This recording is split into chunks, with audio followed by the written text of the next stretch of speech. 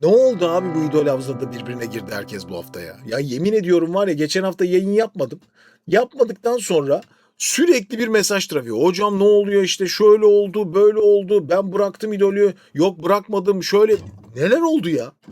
Valla başlayacağım şimdi A grubunun çaklıdısıyla başlayacağım ama bunun sonunda bir şey oluyor değil mi? Dur o zaman Özgün heyecanlı olsun. Hiçbir şey anlatmayın abi. Hiçbir şey anlatmayın. Ben şunları bir izleyeyim ondan sonra dalalım tamam mı? Çakkıdı. Yani Çakkı'da söylemeyen de yok zaten herhalde ülkede. Ya Kenan Doğulu'nun bir şarkısı var abi. Bütün ülkenin müzik gruplarının, yeni dönem gruplarının hepsi söylüyor. Bu nasıl bir şey ben anlamadım ya Özgün. Ben hiçbir şey anlamıyorum bundan. Bak Manifest söylüyor. İdol söylüyor. Evet. Ondan önce hepsiyle beraber de söylemiştir neredeyse. Yani orada çıkarsa onunla da söyleyecek. Yani Kenan Doğulu bu kadar mı domine ediyor bu müziği yani? Peki dinliyorum hadi bakalım.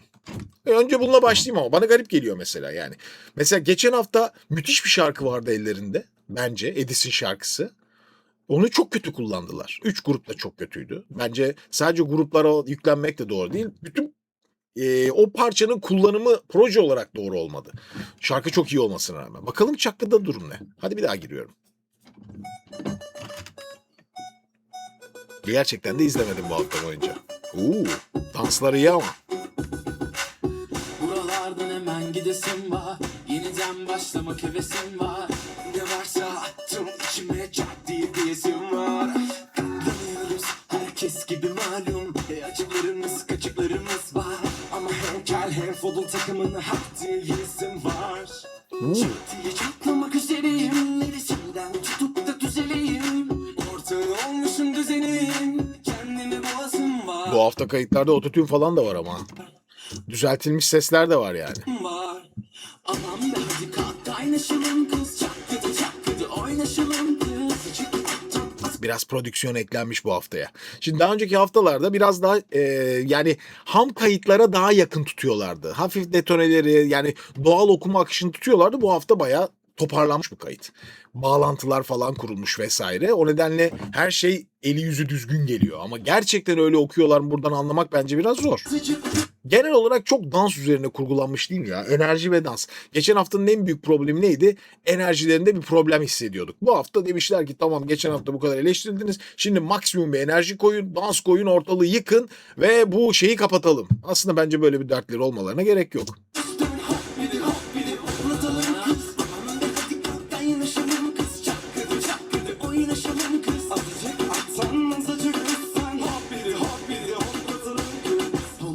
Benim fikrimi kısa metraj filmimi. Ama bu arada Yusuf'in okuduğu partlar muhteşem olmuş. İrfanım mı ilmim mi yok diye söylesin var.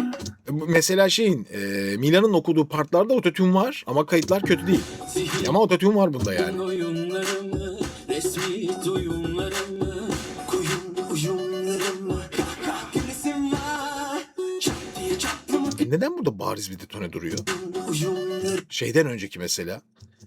Miraç'tı değil mi ismi? Yanlış hatırlamıyorum. Miraç. resmi Half playback falan değil ya. Değil. Hiç inanmıyorum. duyumlarımı. Mesela burada başlıyor böyle bir detoneler. Niye mesela ilk başta bu kadar temiz tutulmuş da burası bu kadar bırakılmış? Bin oyunlarımı, Bu mesela sürtoneler var. resmi duyumlarımı, koyun uyumlarımı, kahkah gülesim var. Mesela okumuyor burada bakın. Ya mikrofonu çok erken indiriyor zaten. Ya bu gerçek bir kayıt değil gibi. Kahkah gülesim var. Mesela uzatmadan geçiyor. Neyse. Diye çatlamak üzereyim neresinden. Ayberk bayağı enerjik ve yüksek tempoda. Tutup da düzeleyim. Ortağı olmuşum düzeneyim. Kendimi boğazım var. Akın iyi.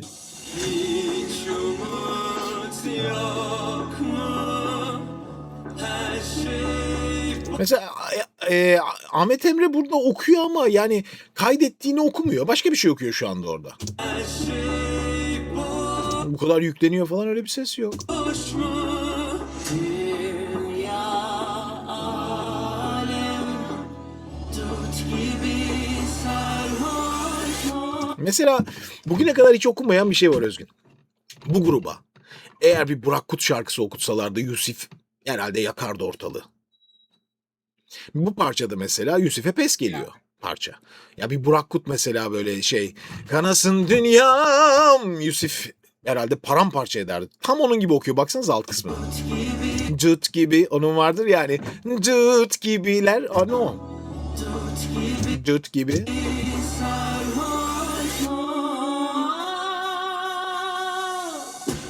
Nasıl biraz?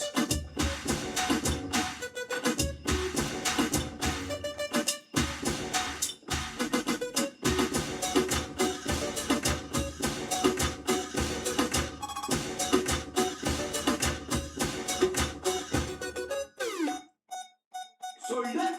Aman baby kalk kaynaşalım kız. Çakkıda oynaşalım kız. Azıcık alttan azıcık üstten. Hop bir de hoplatalım kız. Aman be hadi kalk kaynaşalım kız. Çakkıda oynaşalım kız. Azıcık alttan azıcık üstten. Hop bir de hop. Burada mikrofonu unutmuş tabii. Uykuda. Azıcık alttan azıcık üstten. Hop bir de hoplatalım kız. Evet. Yani şöyle bir şey sanki dönüşmüş. Dediğim gibi dans çok ön plana çıkmış baştan beri. Bu sefer ilk defa Özgün bugüne kadar görmediğim bir şey var. Daha önce bu kadar dikkatimi çekmemişti. Mesela daha dans kökenlilere daha az part verilmiş. Daha az bölümleri var. Vokal performans ağırlıklılar Yusuf gibi, Miraç gibi, Ayberk gibi, solisi Ahmet Emre gibi hatta daha Kemal gibi. evet daha öne alınmış. Dansçılar biraz daha en kolay bölümleri okutulmuş. Onları daha fazla karizma ve dans üzerine kurgulanmış.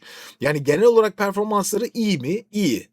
Güzel geliyor yani bana. Mesela burada beni rahatsız eden, Handful'un takımına hak diyesim var. kötü olan neredeyse hiçbir şey yok gibi bir şey. Yeni Ben bir tek Ahmet Emre'nin okuyuşunu bir şey bulamadım yani. Çok güzel okuyor ama bu parçada mesela bu kadar böyle nasıl diyeyim tam anlatmak da çok zor ya. Bak şimdi. başlamak hevesim var. Mesela bu arada bu Miraç'ın girişi bayağı Emircan İrek ha.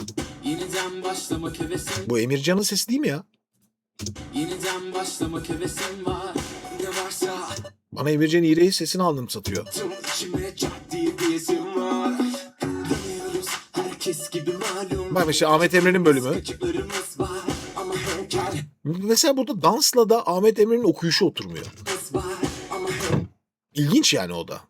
malum. Bakın şimdi giriyor. Dönüyoruz herkes gibi Mesela çok büyük oynuyor ya. Geçen de aynı şeyi konuşmuştuk hatırlıyorsanız yayında. Aynısı oldu Özgün farkındaysan. Çok büyük gösteriyor ama vokali o kadar büyük değil. Yani bu kaydedilen ve duyulan şey o kadar büyük bir vokal part değil. Na na na na na na na. Melodi bu. Yani bu na na na na na na ne kadar büyük oynarsan daha büyüyen bir vokal değil. Anladın mı okuduğu bölüm? Dönüyoruz herkes Bak. gibi malum. Açıklarımız kaçıklarımız.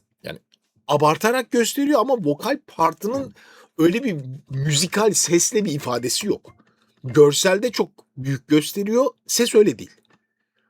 Ya bunlar keşke birbirine denk bölgelerde daha çok dağıtılsa. O nedenle Ahmet Emre bir garip geldi bana bu performansla. Kim öne çıktı dersen? Ya sanki ben gene Yusuf'u beğendim, Miraç'ı beğendim. Akın'ı da beğendim bu arada. Şak diye çatlamak üzere. Ayberk'i de beğendim sayılır. Ya bu dörtlü zaten alıp götürüyor bence.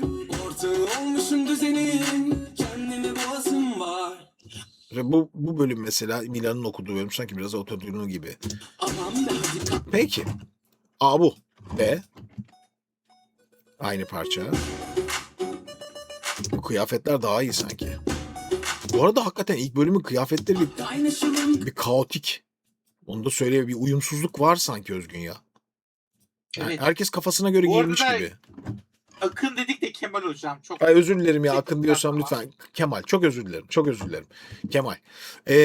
Ya bu kıyafet farkı neden peki ya? C grubunun da kıyafetleri bu. Ya burada mesela 3 tane çocuk ceket giyiyor. Hatta 4 tane mi? Bir tanesi de gömlek giyiyor. Arkada Yusuf. Fularlı.